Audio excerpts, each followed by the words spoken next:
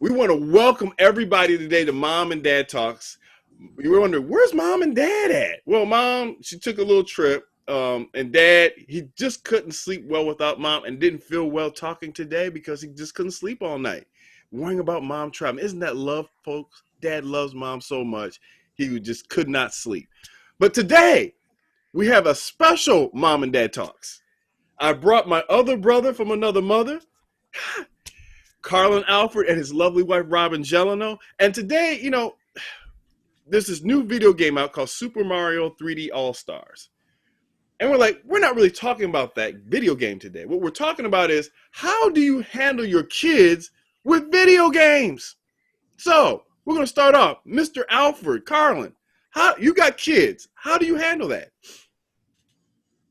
Well, we have a daughter who's 9, who will turn 10 January 1st, and we have a son who's 12, who will turn 13 on February he's 29th. He's a leap year baby, February 28th this year, and this coming year. And so he's basically going to be a teenager. So we're in that video game area. We are, to be honest with you, we're pretty conservative when it comes to video games. It's not, we don't play any at all. But we don't even have a game console in our house. We don't have a PlayStation or an Xbox. And it's not that we're against it. It's that I'll speak for me for right now. I see a lot of guys who are our age, Todd, who are gamers, and they spend a lot of time on video games. And I'm just not there yet, right? They're investing that amount of time into video games. I'm not against them. It's just that when I see that dead look in somebody's eye and they're just 4 hours straight playing Madden or 2K or Fortnite or, Call of Duty or whatever, I just feel like it deadens your senses. Right now, our kids are so active. They run cross country. They have friends outside. They're riding bikes. Like when you and I came up, Atari was a video game. Boop, boop, boop, right? But we spent most of our time outside. Like, in the summertime, we can't even leave our kids at home like we did. Like we were left at home. You leave in the morning on a summer day and go ride bikes in the woods and stuff. Come back for lunch, make you a peanut butter jelly sandwich or two, down some milk, head back out, and you come back when the lights, just before the lights come on. And I really loved that. I think it helped shape who I was, who I am. And my kids hadn't really had that experience growing up because the world is a different place. Yeah. Can't really leave your kids outside by themselves or whatever. And they're just starting to get that. And I'd rather them get that because they will. The video games are coming. We'll have a console at some point in time, but I just think that they have time to get into that. Now, Dalen getting ready to be 13 is getting tough because his friends have game consoles and their dads have game consoles. And they're like, when are you going to get on? When are you going to get on? But he does have an iPhone and he plays NBA 2K on that. And I allow him to do that and have that time and play a few other games as well. And I'll even play with him a little bit, But I just don't want him to live in a virtual world. Okay. And Corinne has little games that she plays, but she's not really into that just yet. And I'll be okay when it's time. But I just said right now I want to feed them with as much activity and engagement with other people and outdoors as possible before we actually have to do it. That's just how I am. No, nice. Sometimes being out with people, like even if the store or something, and you see kids with their parents and their parents ask them a question and they don't even look up, or there's like no eye contact. I think a lot has to do with social skills, that playing outside, meeting friends, having conversations, not texting everyone everything. Then when you get to a place where you're trying to talk to somebody, sometimes people don't even know what to do. Young kids, they haven't seen it, experienced it, and know how to interact. So for me, it's important for them to be able to have some time with that. I'm probably not where Carlin is. We're going to have to all meet in the middle. But I think the least amount of time that they have with anything that has to do with games and TV watching and all that, there's just so much more that they can do. And I think sometimes it can just, I don't even know the word. It just kind of, your mind, the creativity of the things, playing in the dirt, playing outside, playing hopscotch, riding your bike. You know, sometimes those video games don't give time for that, because just like adults, we can get caught up in Pinterest and get caught up in Facebook, and you'll look up and it's been 3 hours. Yeah. And you're like, well, I just, you know, but your mind is so up in something else, and you're scrolling and you don't even realize. I think that's the same things that happens with kids. So if it happens to us as adults, that can happen to kids too. So I just think as much as we can get them not in front of a screen, and doing other things, I think it developmentally, it's really so much better. We can't get away from it. It's going to be there. Yeah. Right. And so, like, we'll have to come together to have that medium, you know, for our kids, and for them to at least be aware of what's out there with their friends and things like that. But for me, I really want to say, hey, these are time limits, time constraints. Now, there's other things outside of this video game like you to do or experience. Yeah. Nice. There's two things I want to say, piggyback on what Robin said. The Bible says, by beholding we become changed. And I'm certainly not perfect. I didn't grow up perfect either. I haven't done all the perfect things in my life. But because of that, I see potholes. And so with these active shooter games that are out, the desensitizing of our minds, like we just watched George Floyd for 8 minutes. I watched the whole video of somebody suffocate the man to death. Yeah. I watched, a video of a young man that I personally knew a couple years ago, Daniel Hambrick, get shot in the back of the head, his head blown off by a police officer. And while it affected me greatly, I was slightly desensitized because, we see that in movies and we see that in video on the news and video games and stuff. And so with Call of Duty and Fortnite and, a lot of the games where they're like, you're racking up kills and stuff like that. With my 13-year-old, I'm about to be 13-year-old son, I don't want him to be desensitized to that. I want it to be a shock to him. Right. I want it to make him upset. I want it to make him, realize that there's a life behind that body that just fell face forward on the ground. And I know that there was a phase that I went through in my life where I was listening to gangster rap. And in gangster rap, there's like, a gratuitous cursing, right? Just cursing for no reason. And I found myself just bit by bit using curse words in my everyday life. I didn't become a cursor, so to speak. For somebody that didn't curse at all coming up, I certainly became loose with the mouth. When I stopped listening to gangster rap, ultimately I stopped cursing. Like that, you know what I mean? And if that can happen with me as a teen, with that, I can only imagine with my kids looking at people dying, and how they would become desensitized to that. And now you see a 17-year-old Kyle Rittenhouse in Kenosha kill 2 people and maim a third, and here's a 17-year-old who's willing and able with an AR kill somebody like he's in a video game. You know what I mean? And it doesn't really impact him the way, because those people, when they die, they're really not real people. And so the video game in the virtual world takes the realness away. And so the second thing that I wanted to say along with that is that now that we are in a Corona environment, our kids are distance learning. And so they're in front of a computer screen almost all day long.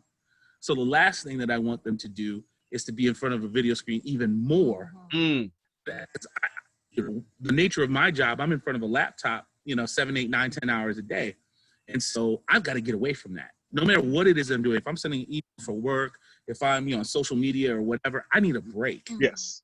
And so kids are stimulated by all that, they're not going to realize they need a break. And I think they're walking around like zombies. So, you know, the video game, again, I'm not against video games. The thing that we will, you know, but you consider it all screen time, you got to be mindful. And right now, I'd rather be the bad guy, which our kids are really not bucking against it as much. I'd rather be the bad guy and keep their eyes on the positive things as long as we can. And keep their eyes on natural, not just virtual things, as long as we can, because we're living in a virtual world now. So. Oh man, I think that's just wonderful. I think the biggest problem we have is what you just said: by beholding, you become change. You don't think it affects someone, it does. Eventually you start thinking that should be you, or that's you in it. And there's a lot of people, to varying degrees, it influences you. You know, you start thinking you want to kill people. I remember us growing up, Carlin, we couldn't even point a toy gun at each other. Right. We get in trouble, yeah. We would get in trouble for that. In fact, we weren't even allowed to have guns because of the sanctity of life. See, people don't believe in the sanctity of life anymore, so it's desensitized. Oh, just go fire somebody. Oh, just tell somebody any old thing without being respectful. And guess what? This creeps into all of our lives. Because the moment you turn somebody or something into an object, they cease to exist being a human being. And too many times we turn people into objects because of either what we've seen, or someone says there's someone like this or that, you should hate them. Now they cease to be a human being, but now they become an object to be destroyed. And once you turn into an object, you'll kill anything. And so that's the beautiful thing. I like what you guys brought out today. I mean, and before we close here, because I think this is a great discussion, we're going to have y'all back because we got to talk more about this, okay? So, you know, and I'll bring my wife in here because she wants to say something real quick. But Carlin and Rob, you guys do a fantastic job what you have there. And no one gives enough credit to Robin standing behind Carlin, because Carlin, you're busy. And reason why I'm pointing this out, because actually I pointed it out on Facebook, complimenting you, because Chadwick Boseman, we know he passed away, but he gave an award on MTV to a guy you mentored. Now, and I want to stress this, folks. I'm proud of my cousin because he takes young men outside of his home to help them become men. And if every man did that, we would have less of the stuff we see. And so, Carlin, just tell them a little bit about that relationship and some of the stuff you do here before we go. And then I'll have my wife talk. Go ahead. Okay, well, since you brought up Chadwick Boseman, first of all, I did want to say, I don't know if they'll see this or not. They're both Facebook friends of mine, Chadwick and Sharita Boseman. Our prayers are with you. They're related directly to Chadwick. I didn't know that Alan Boseman, he's part of our SDA circle. You know, you're probably connected to him in some way. But, you know, shout out to them. You know, our prayers are still with your family. With my basketball ministry, my men's league I had for 16 years, James Shaw Jr., played in that, the Waffle House hero. He doesn't really like that, but the Waffle House hero guy. He played in my league for about, 4.5 years. Tried out for my semi-pro team, almost made it. Crazy thing is, the reason I cut him from the team is because he fought too much. and look how it saved lives. Yeah. Quick story is, I had my semi-pro team. We had just played a game in Jackson, Tennessee. On the van together coming back, and I was actually driving the van, and one of my players was like, "Hey y'all," and he's looking at his phone. He's like, "News just broke. So there was a shooting at a Waffle House, man. Some people got killed." And everybody's like, "Oh man, what happened?" He was like, "Man, there was this guy. He disarmed the shooter, ran the shooter off. You're not gonna believe who it is." Everybody said, "Who?" He said, "Shaw." And everybody was quiet, and then everybody busted out laughing, like, if somebody was gonna fight, it was gonna be Shaw. And but he's a great example. I talk to him periodically. God is blessing him. He still needs healing though too. Yeah. He became a celebrity overnight, and but people forget he went through this. He saw people get killed and died. Yeah, this gunman. And even though the Lord empowered him to make a move to save even more lives, he was injured in it, and on top of it, he was, and on top of that, he was. It affected him. Yeah, he's traumatized. Yeah, traumatized. Yeah. But he's doing well. People don't know he actually went to F.H. Jenkins, our SDA school. Sisters went to the school there for a while, so he's a part of our system. And he was just an example of, another young man that we had under our wings, like you said, and hopefully, we influenced him. I don't know that we changed his life that much. He was still fighting, but he was fighting the right people this time. So That's awesome. That's awesome. So I'm gonna have my wife come in here real quick before we get out of here, Swayla. Okay, she's coming. Hold on one second, everybody. Well, while she's coming, I did want to say this. Yeah. One of the things that actually hurts my son's feelings is he's old enough now to dig into pictures from when I was younger. And when I drove NASCAR for a brief period, my sponsor was Xbox. And my son's like, "Really, Dad? Really? You didn't even get like a sample Xbox that we could keep around the house?" And so, yeah.